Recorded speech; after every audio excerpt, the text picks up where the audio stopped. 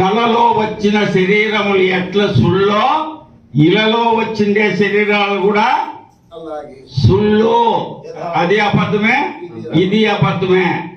ఏదిరా ఈ జనన మరణము, ఎదిరా ఈ జనన మరణము, నిజ బోధగనిన లేదురా ఈ మోక్ష నరకము. నిజ బోధగనిన లేదురా నిజము మోక్షము. ఏదిరా ఈ జనన మరణము లేదురా పరిపూర్ణమందున. లేదురా ఈ జనన మరణము లేదురా ఈ పరిపూర్ణమందున.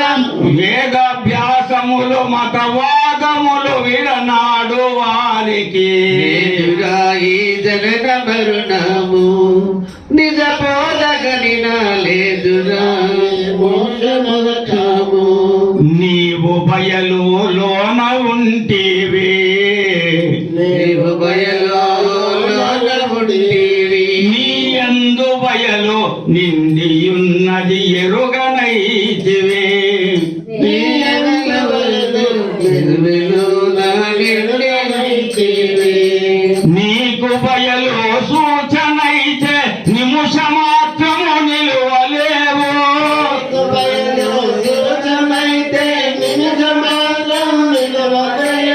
కేవలము నీ కావలి వల స్థావరము పరిపూర్ణమొక్కటే. వల స్థావరము పరిపూర్ణమొక్కటే. ఏదిరా ఈ జనన మరణము, నిజ బోధగనిన లేదురా ఈ మోక్ష నరకము. మూలం లేకుండా స్వప్నం వస్తుంది. ఎందుకు వస్తుందో తెలియదు, ఎందుకు పోతుందో తెలీదు. అట్లే ఈ జన్మాదులు కూడా ఎట్లొస్తాయో తెలీదు, ఎట్లు పోతాయో లేదు. మా అప్పేమో ఈ ధనంజయ అనే స్వామి అనేవాడు పుడతాడని ఆశ్రమం కడతాడని అనుకోండిలే, కలగనిండిలే. నేను పుట్టేది మగోడు పుడతానా ఆడోడు పుడతానా అనేది కూడా తెలియదు. ఆ తల్లికి తెలీదు, తండ్రికి తెలియదు కదా. ఇప్పుడు నాకన్నా తెలిసిన పలాని వరజాక్షమా చేసిన నరసింహుల కడుపులో పుడతానని తెలీదు. తానై తాను వచ్చింది, తానై తానే పోతుంది. వచ్చిండే దేహము ఏది వచ్చిండేది?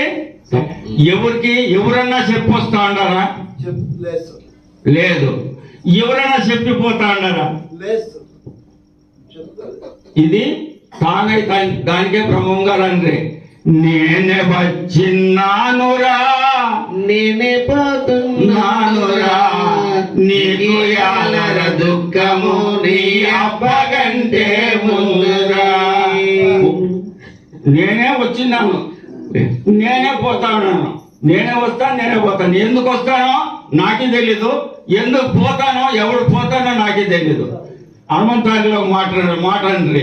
నీవు వచ్చిన మార్గము నీవు నిజముగా గురు తెరుగావో. నీవు వచ్చిన మార్గము నీవు గురు తెరుగావు. నీవు వచ్చిన మార్గము నీవు నిజముగా గురు తెరుగావో. నీవు వచ్చిన మార్గము నీవు నిజముగా గురు తెరుగావు. నీవు పొయ్యే దారి ఏదో నిశ్చయముగా కానను. నీవు పొయ్యే దారి ఏదో నిశ్చయముగా కానను. మనం వచ్చిందే మార్గము. ఎందుకు జన్మ ఎత్తినామనేది మనకి తెలియదు, ఎందుకు పోతున్నామనేది తెలియదు. ఎందుకంటే వచ్చిండేది ఇది తానే వచ్చింది, తానే వెళ్ళిపోతుంది. ఇది ఈ రెండిటి మధ్యలో ఒకటి ఉంది. వచ్చిండేది దేహము, పోయేది దేహము. వచ్చిండేది దేహము, పోయేది దేహము. ఇది నిజంగా ఉంది.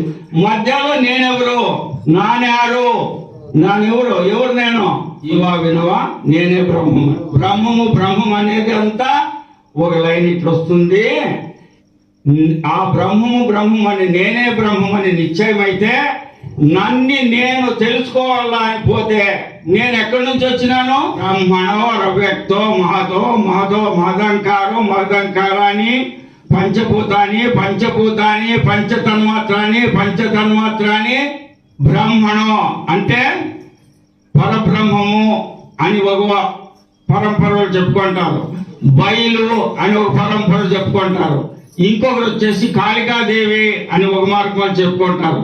ఇట్లా ఎవరు ఏ మార్గంలో చెప్పుకున్నా ఆ పరబ్రహ్మం నుంచి బ్రాహ్మణో అవ్యక్తం అంటే గుర్తుపట్టడానికి వీలేటటువంటి ఒక అవ్యక్తం తెలియనటువంటి స్థితికి వచ్చి బ్రాహ్మణో అవ్యక్తం నుంచి మహత్ అంటే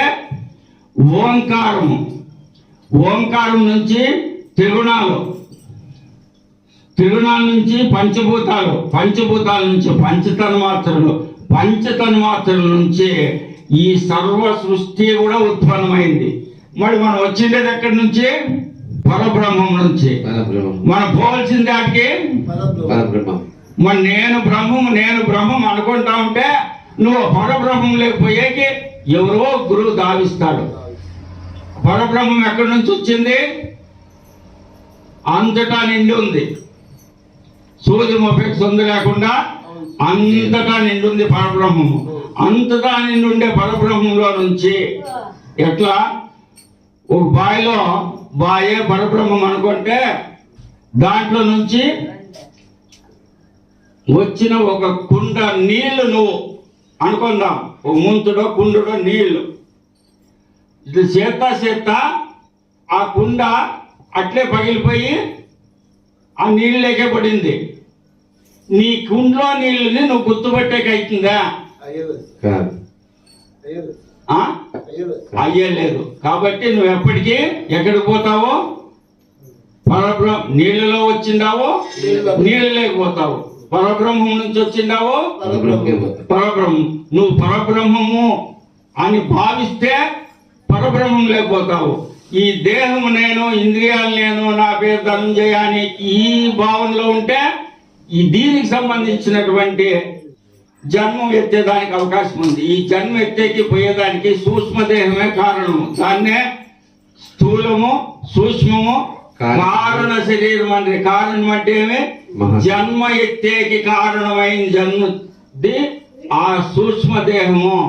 మనము బోధించాల్సిందేమిటికి ఆ సూక్ష్మదేహానికే చెప్పేది జీవా వినవా.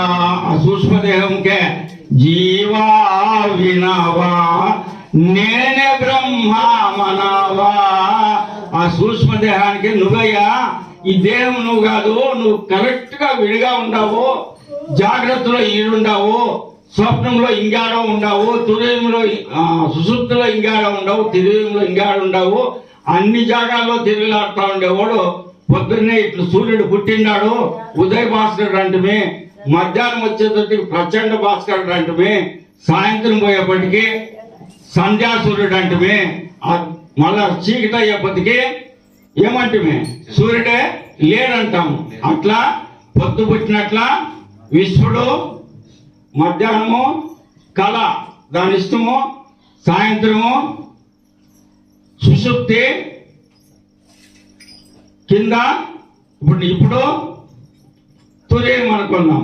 ఇట్లా సూర్యుడు ఎట్లా 4 జాగాల్లో ఉన్నప్పుడు 4 పేర్లు ఉన్నాయో, నీవు జీవుడు 4 జాగాల్లో ఉన్నప్పుడు 4 పేర్లు ఉన్నాయి, 4 వ్యవహారాలు ఉన్నాయి.